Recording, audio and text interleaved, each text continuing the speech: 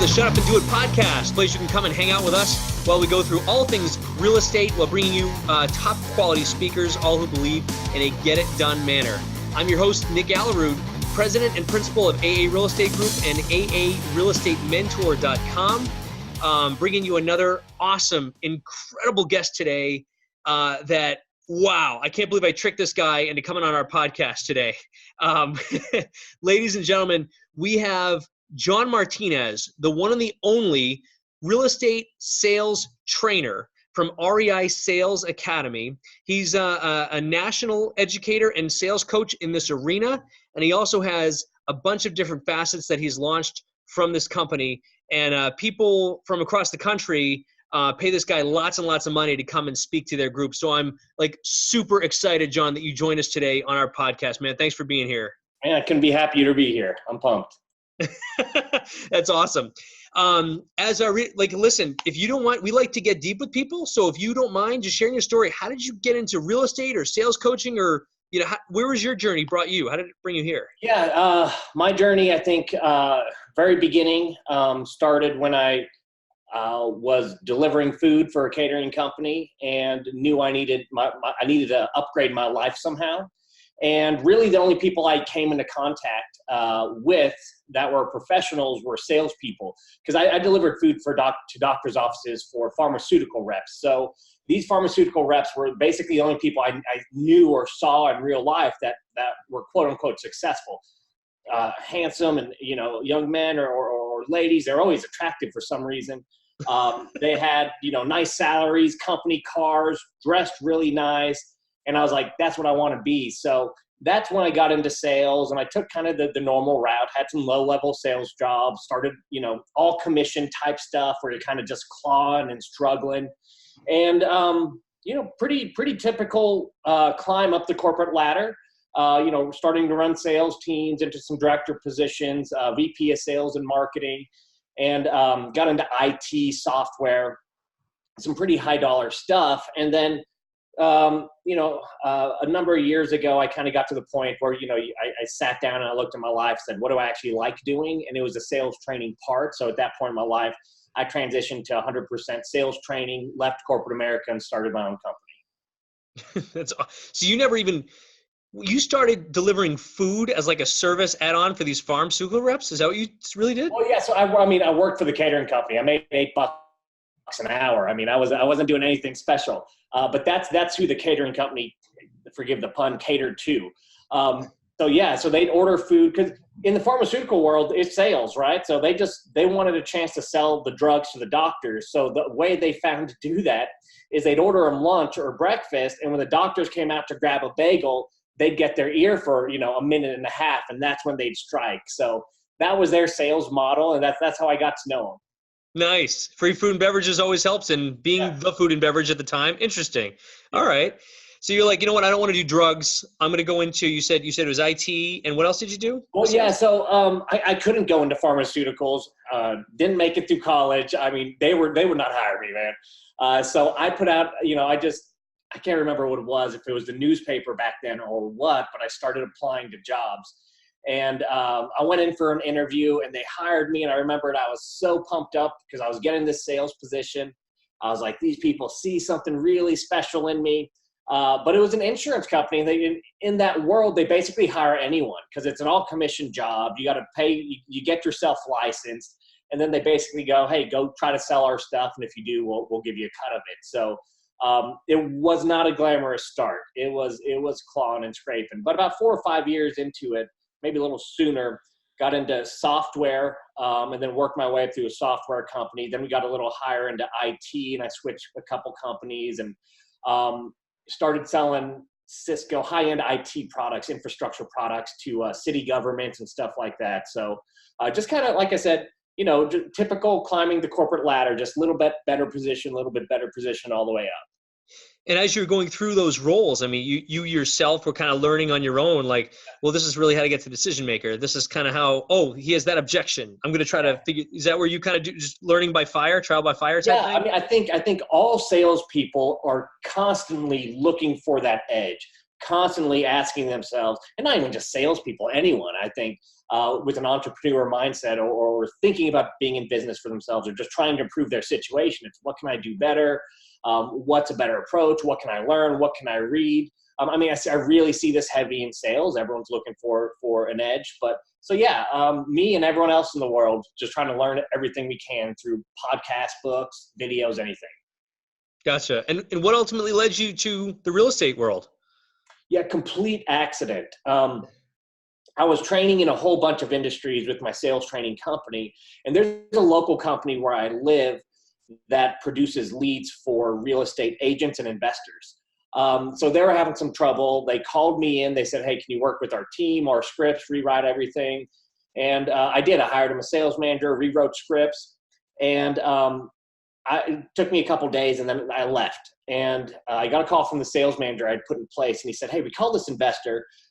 He was like, what changed? This is completely different. I like it. He goes, he bought our stuff. And he goes, but he wants to meet you. So he set up a call.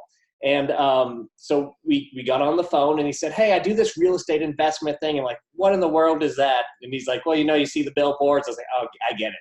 So it blew my mind what real estate investment was. I had no idea. But he said, fly down to Houston or come down to Houston. I drove and work with my team. So I did. And he's part of a mastermind that we're in.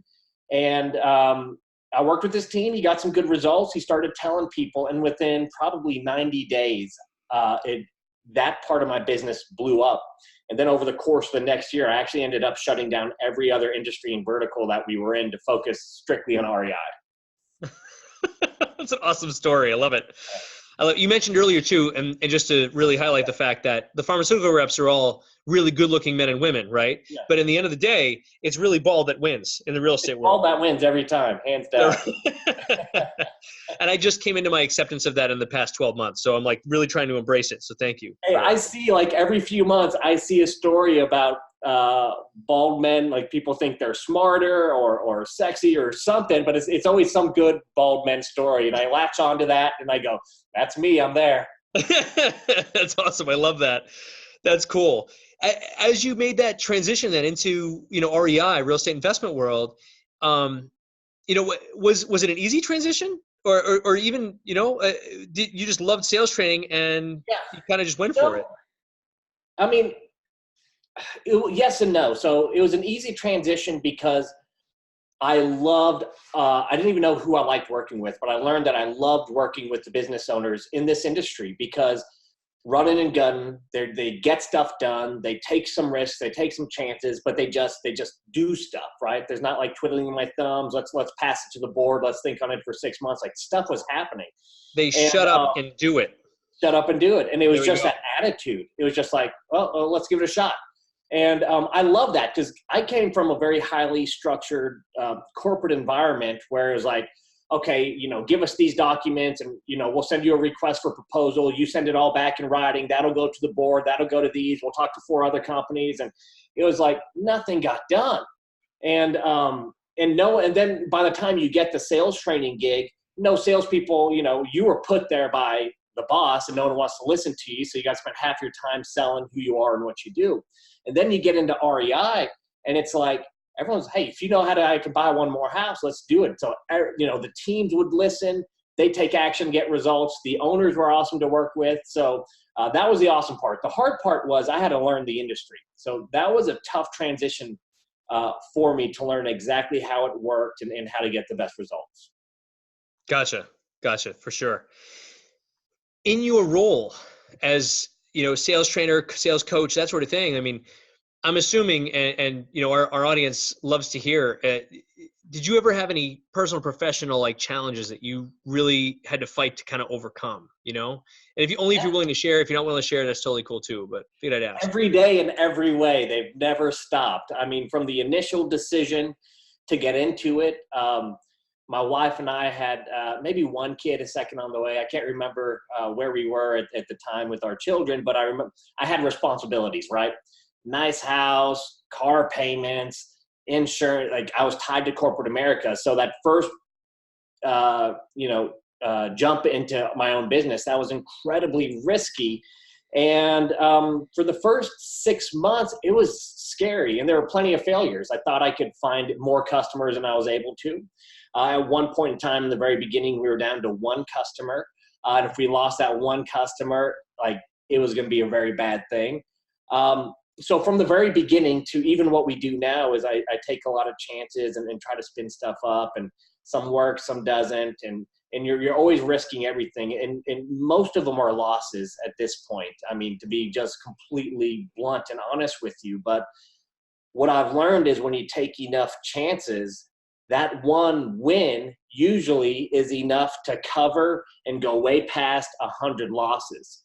So you just need to be strategic. So, I mean, if I was going to think about specific times, I messed up. So I got into a partnership I shouldn't have. I was so anxious to get into this person's network, and I thought it would be great for the business. I didn't fully vet the person, partnered with this individual. Terrible for the business. Relationship blew up. And it took me about a year to recover from that. So that was a major challenge. Today, we're blessed to be kind of recognized as the industry leaders, but that also means all the other, you got a lot of other people out there who's taking our material and trying to repurpose it and that type of stuff. So that's a challenge. How do you still give all the time while protecting your property? So that's been some challenges we've had to work through from legal standpoints and from strategic standpoints and all that kind of stuff. So, and then you can even get into the personal life, right? Marriage and business. My wife and I have had plenty of challenges when we're so focused, and I work with my wife. So, short on time, you stop talking to each other about anything but work, right? And then something happens in the business, both of you are in a bad mood. So there's been some times in our marriage where we have had challenges, and I think we've grown a lot stronger through them. But man, I tell you, those were some rough times. Thank you for being vulnerable on that one, brother. Yeah. Are there any tips, like 1, 2, and 3 tips that you can give us if we work with spouses or significant others? Find what you're good at. What I found is if we overlap and try to do the same tasks, does not work, right? Either you're looking over their shoulder or they're looking over your shoulder, and then it doesn't work. But what my wife and I have done is, since we have divided tasks, and she does what she's brilliant at, and what she likes to do, and I do what I'm good at and like to do, we never cross. We just have our own roles, and we both excel in those roles. We both are doing what we like, and that's worked out tremendously for us. So that's it. I think delegation, don't try to do the same stuff. Don't work on the same projects. Really define what you do and split that up would be one thing. The other tip I'd give is make time for stuff other than work. So what we do every single day is we go out to lunch every day, no matter what. So that gives us time to hang out, stop working, chat for a little while about whatever we want to talk about and that type of thing. So yeah, I know you asked for 3, but those are probably my 2 best tips. No, that's perfect. And it's funny because, I've been going into a lot of the personal stuff before. A lot of people, I know it's interesting for you and I to both even recognize this, but maybe there's a lot of people on this channel that don't even know you or what you do, and which just blows my mind. But if we can, you know what, give us if there's an elevator pitch for what you exactly do, feel free to share it just before we get into the next questions, if you don't mind. Yeah, there's no elevator pitch, but I'm happy to kind of talk about how people use us or what people use us. So we work with real estate investors and their acquisitions teams, basically. Usually if someone's building a team or has a team, what we have found is when investors get to that point in their business, what's usually happened is they have kind of learned how to sell or how to buy houses by trial and error. They get out there, they freaking do it. They start to kind of put together their own sales process without even thinking about it. You say something and it doesn't work, you're like, I'm not going to say that again. You say something else, it works, you start saying that more. And then by just intuition, they start to get really good at buying houses. That's awesome. But then when it comes time to get out of that role or to train someone else to do that role to kind of scale up a little bit, they sit back and go, shoot, I know I'm good at it, but I'm not exactly sure how to take what I just kind of figured out on my own and teach it to my team. So that's where we step in and we say, hey, here's a process for acquiring houses. Here's what to say, how to say it. Here's some tools you can use if you get into this situation or this situation. And it takes all the pressure off of the investor who either doesn't want to or doesn't know how to train their team. And usually when they get to that point of scaling too, they need to focus on some other stuff beyond just training their people all day personally. There's some other stuff they need to, they're getting pulled in a lot of directions. And then we just work with individual investors who just say, hey, the market's getting more competitive. I spend a ton for leads. Everyone's spending, whatever you spend, you're spending more than what you want to. And it's important to them to make sure that they lock down every property that they can lock down. What they want to avoid is leaving a property and having another investor pick it up and then having to say to themselves, what did I do wrong? What did I miss where I could have purchased that property? So we also train just those single investors to make sure that they can pick up everything they get a chance at. Got it. Yeah, absolutely. What John just outlined my last 10 years of existence, line by line, word by word, exactly what he just put down in words. So was so happy to find you, brother, for real. Another thing that we really appreciate about you and your marketing efforts.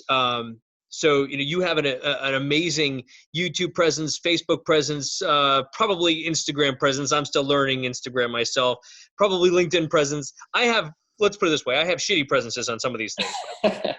What you do, you literally are giving and giving, giving all day long. And like you mentioned before, that might be some challenging in your business to give and give and give.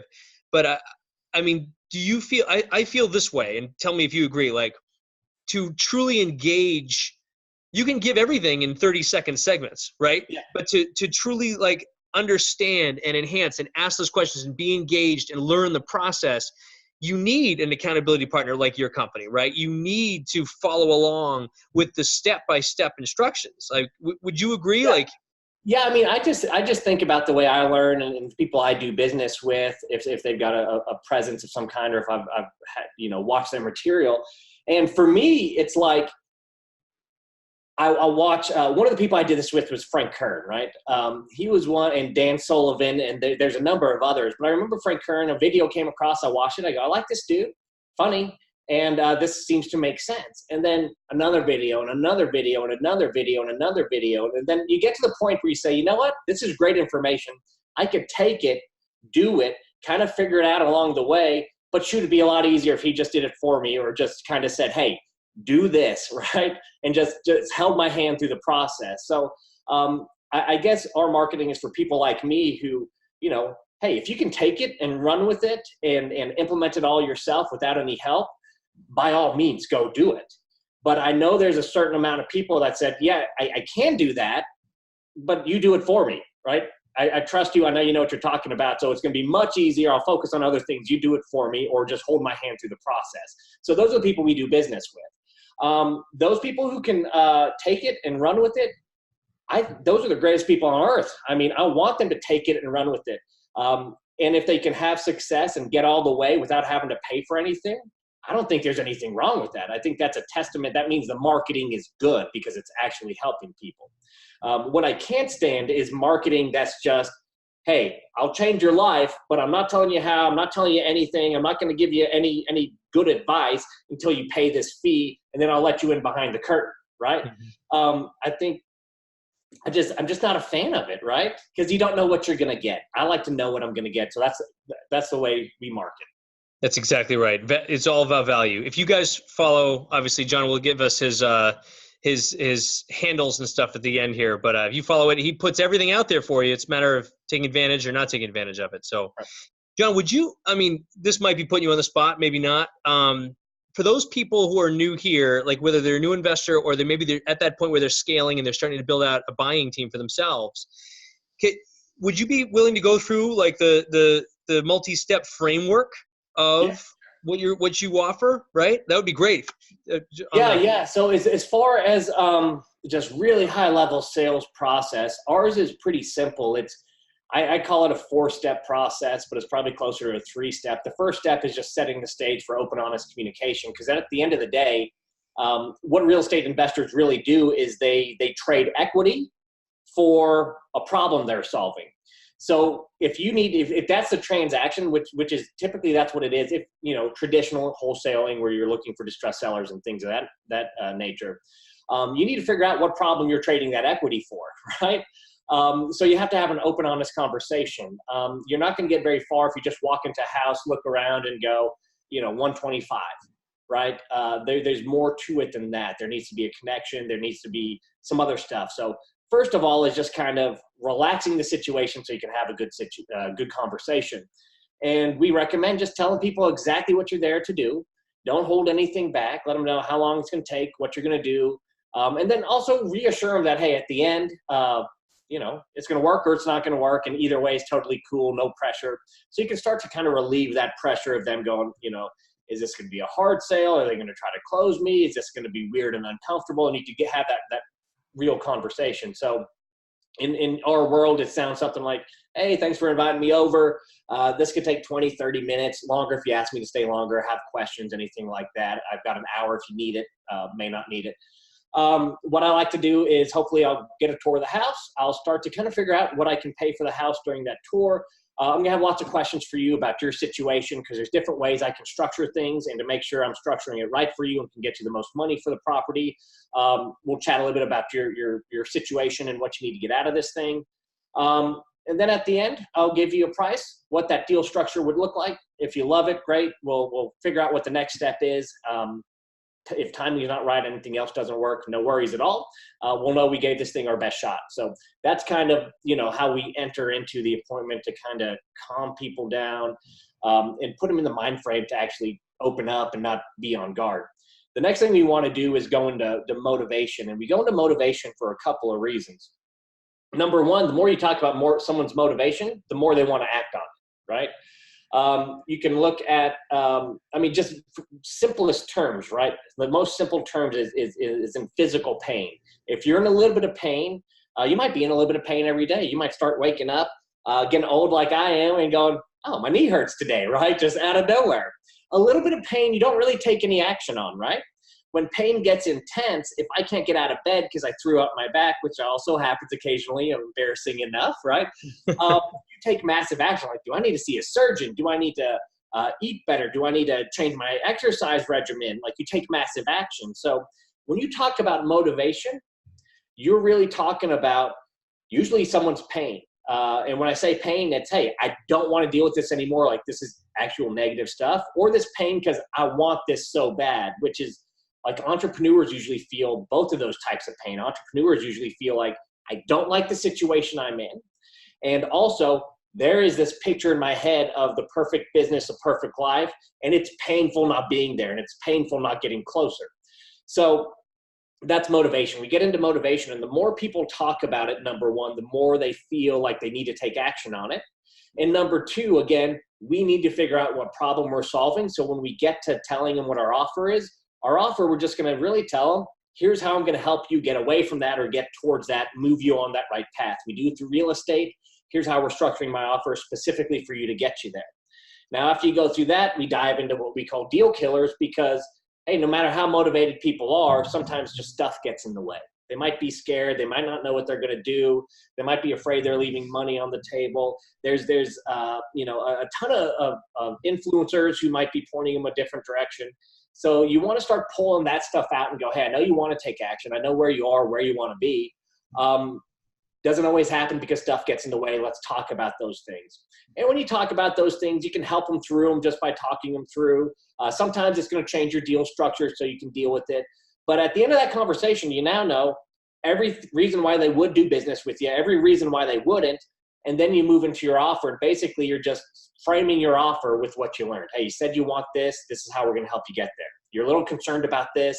This is why we're going to do things this way, and so on. So high level, set the stage for open, honest communication, then dive into motivation, then hit the deal killers, and then do your presentation and close. So that's high level.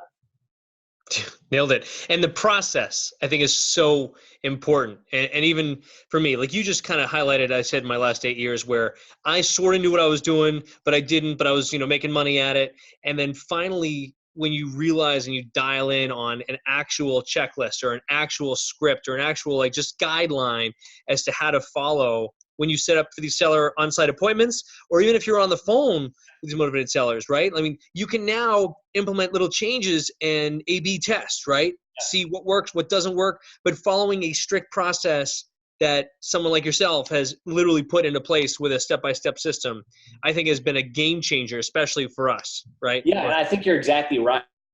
And I'm not even saying it has to be, you can put in any process, right? Because anytime you document and you put any process in place, you can do, it leads to exactly what you said. Now I've got this system where I can try this versus this, and it just starts dialing in until you optimize it.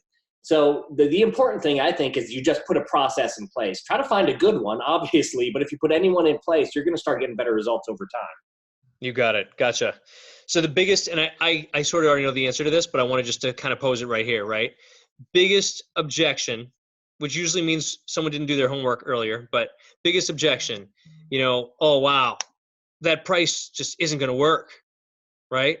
The price isn't going to work. What happened during that sales call that either can prevent that or that they can respond to when they get that from a motivated seller? Like, wow, that price, that's just not going to work. Yeah, so I mean, it means one of two things, and it goes right back into that sales process. It's either the motivation level isn't high enough, which means you didn't go deep enough. Either you didn't go deep enough into your conversation, or it's just not a motivated seller, right? It's one of those two things. And chances are you're talking to a motivated seller, because the way everyone's marketing works is that's who we go after, that's who we find, right? So chances are you are talking to a motivated seller, or it's a deal killer. There's something standing in the way. Oftentimes I'm not sure if I'm getting the best deal. I might be leaving money on the table. I've never made a decision like this before. It's kind of risky. I don't know. Just stuff like that, right? I might really upset someone. It might be a family member. It might be tenants. It might be a real estate agent who wants to list the house. And if people are still working through those deal killers on their own, they're not going to pull the trigger with you until those are worked through, which is why we always want to put that in the sales process, because, hey, I don't want to leave here, and then you have to try to work that out on your own. And chances are you've never had to deal with those questions before, so you probably won't work it out on your own, and you're not in a good situation. So we help them work out those things on their own on the front end, which means in some cases you don't even get to the place where you make an offer, because you might find out it is absolutely not a fit. This is never going to work, and you save yourself some time. But that's what usually happens. It's a motivation issue, or it's a deal killer issue. It can't be anything else at all. Love it. What projects do you have on the horizon that you're super, super excited about? Yeah, so I got really excited. I'm excited about a lot of things. They're all sales and marketing related. So our company has kind of made a transition from sales training into, it's basically the same, but they're just worded differently. It's revenue generation, right? Because sales is always, hey, we want more money, right? We need more sales, but really, we're taking more of a holistic approach, which is sales and marketing or revenue generation. So, hey, how do I find strangers and I turn them into prospects? And then how do I take those prospects and actually turn them into customers? So we're kind of doing some national branding right now, and getting ready to roll out sales and marketing stuff to the nation, to all industries. So that's what we're super excited for. We are doing some marketing stuff right now that's going to build on what we've done that no one in this space or any other space is doing. So I'm super excited about that. We'll launch that in about a month. And I think I'm not going to toot my own horn, but I honestly think in 2 years from now, the way we're about to roll out will be the way every company markets in America. So I'm super excited about that as well. Nailed. So, well, I'm pretty excited. I won't poke into details. We'll see how that rolls out, but I'm excited. Yeah. I like this question that I asked to a few of my guests, right? What's been the best purchase you've made in the last 12 months for under $100? Oh man, best purchase for under $100. Okay, let me think about this. There's a lot of great purchases for under $100. Don't say book, because book's a whole separate question. If you have a good book, you can plug that too. But yeah, no, I don't have a good book. I bought in the last year. I haven't read much in the last year. I have in the past, but not this last year. So for under $100, I'm gonna have to go with, I don't know. I mean, just the simple stuff. Like every day I get a smoothie for a few bucks. Love it. It's like $10, right? But it starts my day out right. Every time my wife and I go out to lunch, It's like $30. Love that time with her. We both look forward to it every day. So I can't think of anything big, but like every purchase under $100 is a great purchase. But those are probably my two favorites that I just mentioned to you. That's cool. No, that's cool. That lead us into a routine question. Do you have a standard morning routine that you go through to get yourself ready? Yeah, absolutely. It's my days are the most boring days of like, I know people watch these entrepreneurs on the web and stuff, and like I watch Gary Vee, and it's like, man, this guy's life is cool, and they're like popping in and out of meetings and stuff. My life is so boring, it's insane. This is basically my life, Monday through Friday. I wake up between 4 and 5 on my own, just because I wake up. That's the time I wake up. Not like, it's not because, hey, this is what I got to do because this is what awesome people do, but I wake up. Because probably I'm really lame and I go to bed early. Like my kids go to bed early. I'll get to that at the end. So I wake up early. I go to the gym. I walk the treadmill. Sometimes I put it on a little incline if I'm feeling really, crazy that day. I lift some weights. It's nothing, it's really just to get me going. It's nothing too crazy. But I do it. It's part of my routine. And really what it does is it helps me think. And then that hour or so in the gym, what happens is all my best ideas happen then. So I got my cell phone and I'm emailing myself probably 10 to 20 emails every morning. Not because I say I have to, but like I'll just think of stuff, I guess because my mind is somewhere else and it's early. So I email myself. Then I get home. It's about 30 minutes till my wife takes the kids to school, play around with them a little bit. My wife gets in the car, goes off. Wife gets back about 9:30. We've got a personal trainer that comes. So that's when the real workout is. And we work out for an hour. After that, we both shower. On when I'll take it through the normal day. Usually after that, we'll go eat lunch. And then the afternoon, goof off, maybe a little bit of work. And the only difference is on Wednesdays from 10 to 11 o'clock Central, I do my sales training call. And then, in afternoons or mornings, whenever, I just kind of, at no set regimen, I'll work 20 minutes here or there during peak time. I found that if I try to force myself to work all day, I do what I would have done in that 20 minutes. It just happens to take me 4 hours. So I've learned to just kind of go with when I know I'm going to be productive. So kids come home, 5 o'clock, dinner. We'll take the golf cart around the neighborhood or do something fun like that. Take a walk, go to the pool, put them in bed. As my wife's putting them to bed upstairs, I climb into bed, turn on the TV. She climbs into bed. We watch a movie or some TV or just chat or whatever. And we'll probably sleep by 8:30. So world's lamest entrepreneur life, but that's probably, that's it. That's the real deal. This is the real Gary Vee here on this channel right now. I like it. I like it. It's funny because, like you said, we have people that are like, oh, real estate investor, you flip houses. You're like that guy on HGTV. Can I shadow you? Can I shadow you? Can I shadow you? And I'm like, if you're doing this right, you're like behind a desk for like 6 hours of your day and just try to like blast through what you got to blast through. Now you have it better than that. But, like literally, if you look at it's not always like that, though. It definitely took very purposeful work to get to that point, right? But the reason I bring that up is because I think being super busy and like burning the midnight oil has been glamorized so much by everyone we see. I love Gary Vee. Cardone's probably one of the best marketers in the country today. And people see this never stop type of thing. And I've seen, in real life, the hundreds and hundreds of business owners I've worked with, I see what that does to them, to their families, to their actual life.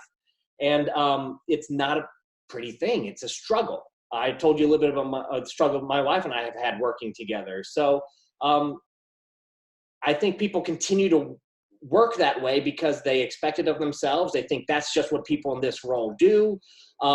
They think they're lazy if they don't. There's 100 reasons why, but I want to kind of start spreading the message that, hey, once you find some success, it's time to get your life back. That should not be glamorized, It leads to divorce, like not knowing your kids. It leads to all kinds of just horrible stuff. So the message is grind to get to a certain point and then take your freaking life back. That's a quotable from this podcast too. I love that. That's awesome. Hey, John, how do people get a hold of you? What's the best way? Website's the best way. You can find anything we do from the website. So midwestrev.com. Rev is short for revenue, so it's Midwest, REV as in Victor.com.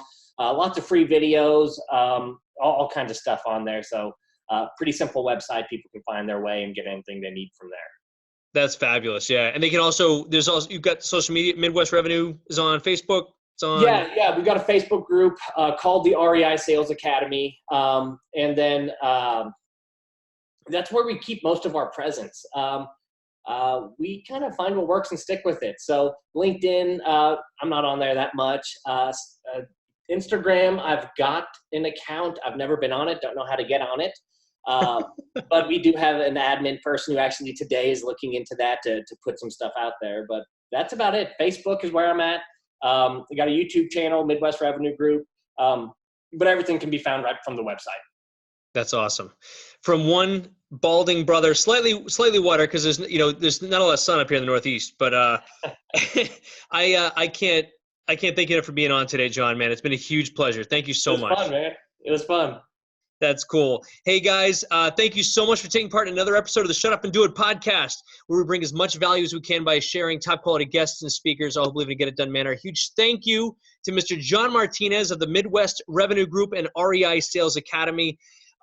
If you are a real estate investor or a real estate sales coach, or you're looking to scale and take that next level, this is the only and ultimate and the best company that you guys can work with. So make sure you check him out. Be sure to hit and smash the like and subscribe buttons down here. And we appreciate all the efforts to help make us be one of the #1 real estate podcasts in the country or internationally, whatever you'd like to say. So that's all we got for today, guys. And we will put everything that John has in the show notes. So be sure to click on all those links below and like and share. So thanks so much, guys, and I'll see you on the next episode.